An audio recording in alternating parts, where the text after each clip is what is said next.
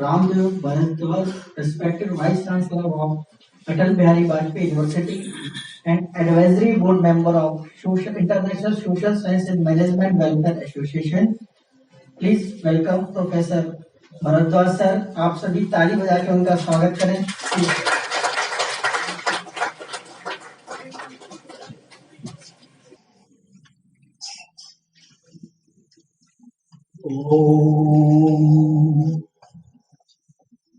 ओम पूर्णमद पूर्णमिदं पूर्णात् पूर्णमुदच्यते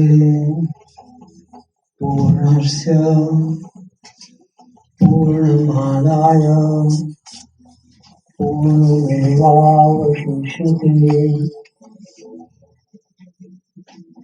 यहाँ पर हम सभी लोग शोध के संबंध में चर्चा करने के लिए इकट्ठे हुए हैं. शोध के साथ एक बड़ी विडंबना यह है, प्रायः लोग ये मान के चलते हैं कि शोध और रिसर्च का कंसेप्ट यूरोप से आया है. भारत में इसका न कोई स्थान था, न भारतीय शोध कर सकते हैं और भारत में शोध की कोई परंपरा नहीं रही.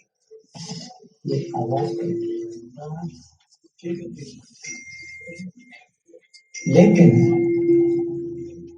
अभी मैंने जो आपसे कहा, ओम पूर्णमिदः, यह भारतीय ऋषि मुनियों के शोध का सारांश है. हमारा जो शोध था वो सर्वे भवन्तु सुखना का शोध था. हमारे शोध के जो निष्कर्ष थे, भारतीय शोध के जो निष्कर्ष रहे हैं,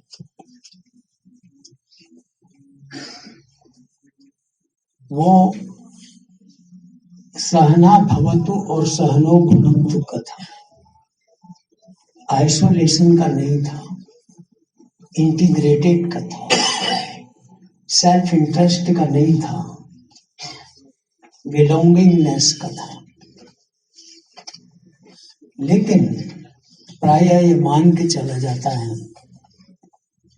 कि शोध की शुरुआत यूरोपीय देन है और हम उसका अनुकरण कर रहे हैं.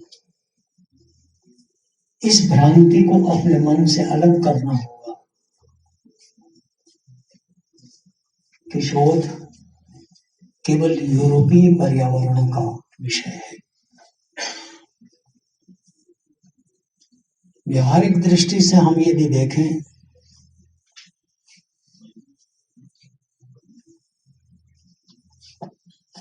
तो प्राचीन भारत की जो वैज्ञानिक उपलब्धियां रही हैं और सामाजिक, राजनीतिक और आर्थिक ताने बाने में जिन सूत्रों को गुथा गया है, चाहे वो वेद हो, चाहे उपनिषद हो, चाहे पुराण हो, उनके एक एक सूत्र और सूत्र में हमें बड़ी गहराई की चीजें मिलती हैं, बशर्ते हम उसको समझने की दृष्टि विकसित करें. क्योंकि चाहे हम आर्यभट्ट को लें, नागार्जुन को लें, कणाद ऋषि को लें, सुश्रुत को लें और ऐसे अनेक वैज्ञानिकों को लें, और सामाजिक पर्यावरण की दृष्टि से जो अनेक परिवर्तन और सुधारों के जो मूल्य और जीवन जीने की मौलिक कलाओं को सिखाने के जो तौर तरीके आज हमें हमारी परंपराओं में, रीति रिवाजों में, त्योहारों में, संस्कृति में, सभ्यता में जो देखने को मिलते हैं वो निश्चित तौर पर एक लंबी शोध के परिणाम है। प्रश्न ये उठता है कि हम शोध क्यों करें? हर व्यक्ति शोध करेगा, कुछ व्यक्ति शोध करेंगे, या हम जो शोध करेंगे वो अपने लिए करेंगे, समाज के लिए नहीं करेंगे। समाज को यदि जरूरत है तो हमारे उस शोध की कीमत चुकाए, तब हम उस शोध में से कोई एक सूत्र उसको देंगे, जो आजकल यूरोपियन मॉडल ऑफ रिसर्च हुआ है। उनके पास में जो ज्ञान उन्होंने अर्जित किया है उसकी वो कीमत चाहते हैं, लेकिन हमने तो पृथ्वी, आकाश, वनस्पति, मनुष्य के मन की शांति की जो शोध की है उसमें तो हमने किसी से कोई कीमत नहीं मांगी। वो सभी के लिए ओपननेस, सभी के लिए सहज सुलभ उपलब्ध कराने की बात की है। भारतीय परंपरा में और भारतीय व्यक्ति में शोध सेल्फ सेंट्रिक नहीं है, शोध एक्सप्लॉयटेशन बेस्ड भी नहीं, शोषण पर आधारित शोध हमारे यहां नहीं होता है। खनिज संपदाओं का शोषण, वनस्पतियों का शोषण, पहाड़, पर्वत और समुद्र का शोषण, यह शोध की एक नई परंपरा जो विकसित हुई है वो भारतीय शोध में नहीं है। ये बात आपको अटपटी लगेगी, लेकिन मेरे कहने का आशय सिर्फ इतना ही है कि हम पहले निर्धारित करें क्या हम सोच करके शोध करते हैं या सहसा हमारे मन में एक वृत्ति विकसित होती है जो हम उसके पीछे पड़ जाते हैं। शोध तकनीकी नहीं है, शोध कोई विज्ञान भी नहीं है, शोध एक मन की वृत्ति है, हमारे चित्त का स्वरूप है, हमारे स्वभाव की अभिव्यक्ति है। और हमारा स्वभाव, हमारा चित्त, हमारा मन कहां से बनता है? यह जो संपूर्ण मनोविज्ञान है वही व्यक्ति को शोध के लिए प्रेरित करता है। हजारों, लाखों, करोड़ों में किसी व्यक्ति का चित्त स्थिर होता है, वह शोध के लिए प्रवृत्त होता है और वो नया आविष्कार करता है। तथ्यों को रखना, तथ्यों की पुनरावृत्ति करना, किसी के कहे व्यक्ति को साइटेशन दे करके उस बात को पुनः रिपीट करना और 20-25 लोगों के आख्यानों के आधार पर एक नए वाक्य का गठन करना और शोध की कैटेगरी कहलाना, यह निश्चित तौर पर समाज विज्ञान या विज्ञान में शोध की कैटेगरी में नहीं आते। यही कारण है कि स्वतंत्रता के बाद से आज तक हम कोई ऐसी चीज उपलब्ध नहीं करा पाए हैं जिस पर हम भारतीयों को यह कहने के लिए नाज हो। हाँ, हमारी पुरानी जो परंपराएं रही हैं, चाहे योग हो, चाहे पंचकर्म हो, चाहे प्राकृतिक चिकित्सा हो, चाहे आयुर्वेद हो, उनके ऋषियों के द्वारा कहे गए कथनों को हम पुनरावृत्ति कर पूरे विश्व में अपना मान सम्मान प्राप्त कर रहे हैं। और दुनिया के देश, हमारे देश में इनकी बारीकियां, इनकी गहराइयों को देखने, समझने और उन पर शोध करने के लिए आते हैं। विदेशों में भारतीय ज्ञान परंपरा की जो इकाइयां स्थापित हैं वे भारतीय संस्कृत भाषा, प्राचीन भाषा, हिंदी भाषा और अन्य भाषाओं के माध्यम से पहले भाषा पढ़ते हैं, फिर ग्रंथ पढ़ते हैं, फिर उस व्यक्ति के व्यक्तित्व को पढ़ते हैं। आप देखिए, यदि हम शोध की दृष्टि से देखें, मैंने शुरू में बताया कि यह एक मनोवैज्ञानिक है, मनोविज्ञान है। शोध के लिए हम किसी को धकेल नहीं सकते, किसी को हम प्रेरित तो कर सकते हैं, लेकिन उसको हम दबाव पूर्वक बाय फोर्स नहीं कर सकते। तो यह तो हुआ शोध का मनोविज्ञान। अब हमारे सामने विषय आता है शोध और विकास, रिसर्च एंड डेवलपमेंट। जैसा कि अभी 2 आख्यान हमारे सामने हुए हैं, इन दोनों आख्यानों में यह स्पष्ट किया गया है, बड़ी एम्पेरिकल और बड़ा ही सतही स्तर पर यानी गहराई से उसको उन्होंने लिया है, लेकिन ये एक आइसोलेटेड है।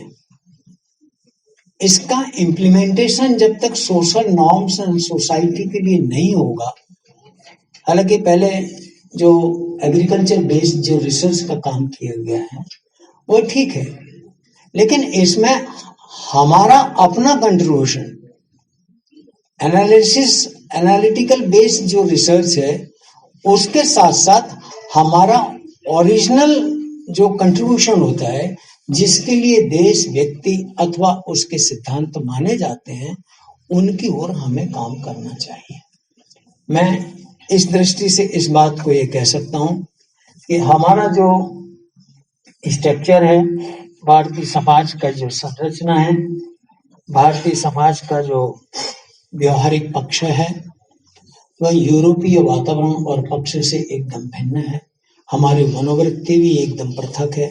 इस दृष्टि से हमें जो अंतर और अंतरा संबंध है, यानी व्यक्ति के अंदर का कंट्रडिक्शन और व्यक्ति और परिवार, व्यक्ति, परिवार और समाज के बीच का जो अंतर संबंध है, उसको समझने के लिए उसके संबंध में हमें विशेष ध्यान देने की आवश्यकता है।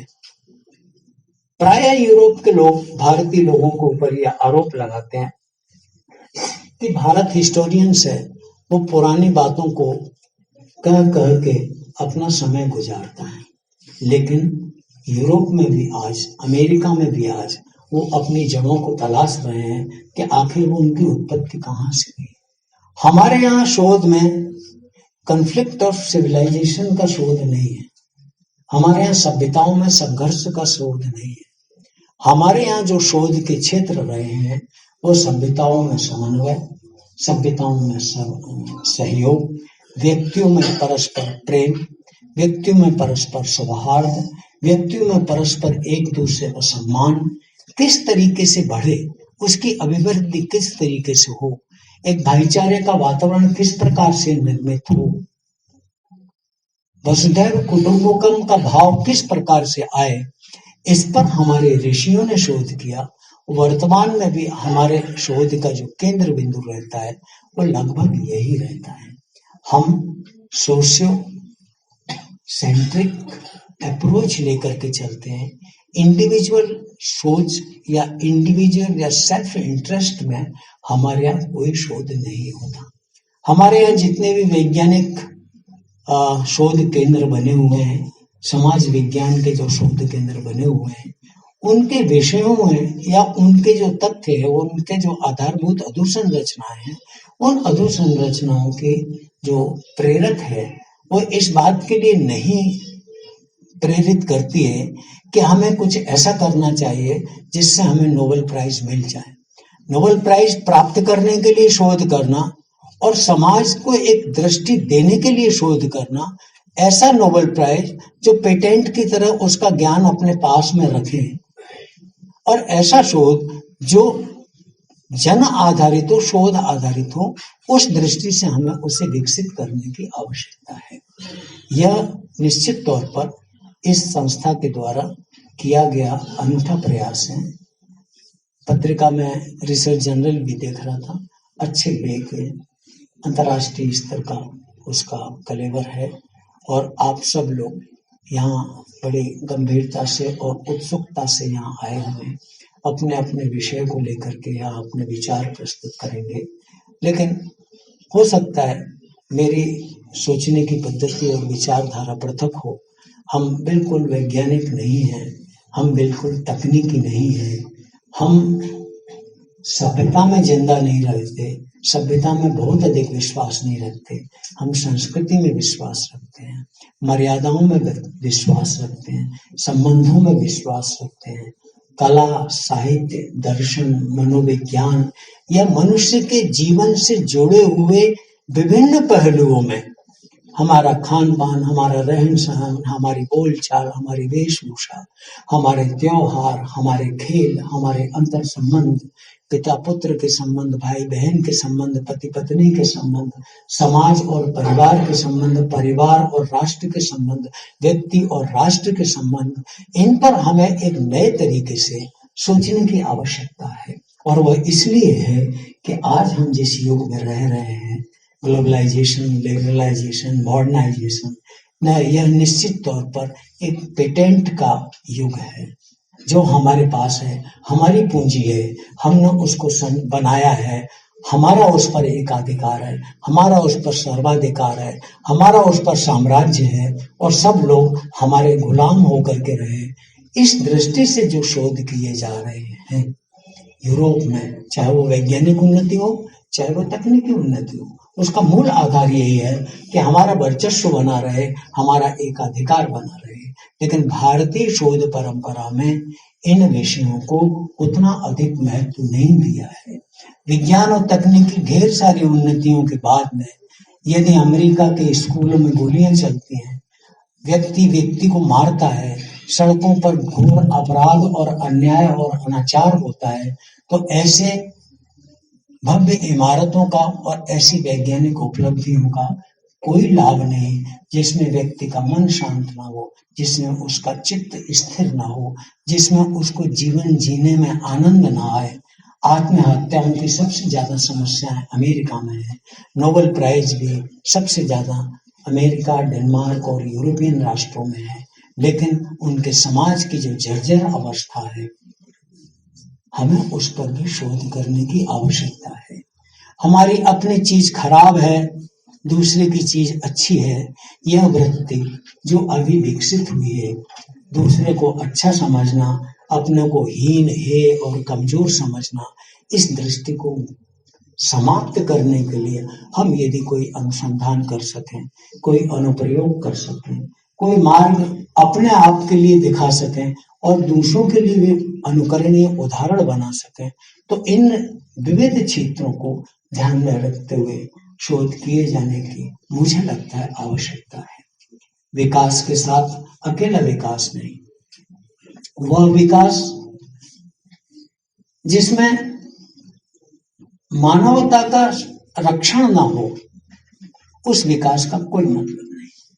वह विकास जिसमें मानवता का क्षरण हो, प्रथम द्वितीय विश्व युद्ध और तृतीय विश्व युद्ध की हुंकार सुनाई दे, ऐसे अणु और परमाणु बम बनाने और ऐसी तकनीकी बनाना जो एक स्थान से दूसरे स्थान पर जा करके दूसरे देश के मानवता को नष्ट करे, इस प्रकार के शोध जो R&D, जिसे हम R&D का मतलब हम यही मानते हैं कि बहुत बड़ा हथियार बना लेना या बहुत बड़ा एक लॉन्चिंग पैड तैयार करना, ये R&D का काम है, नहीं है।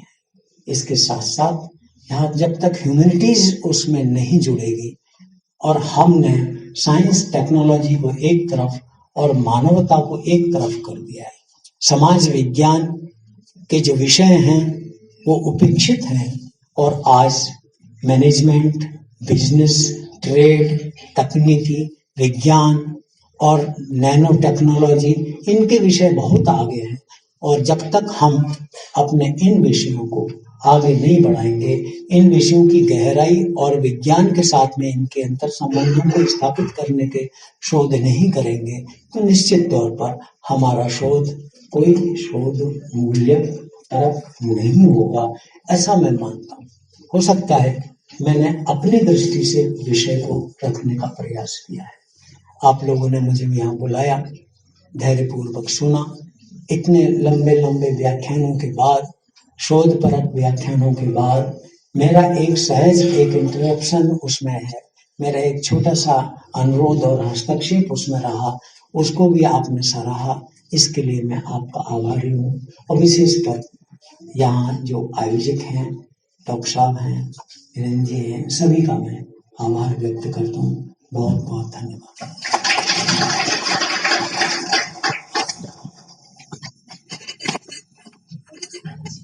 Thank you very much, sir, for this golden speech in research and development. Why research is important?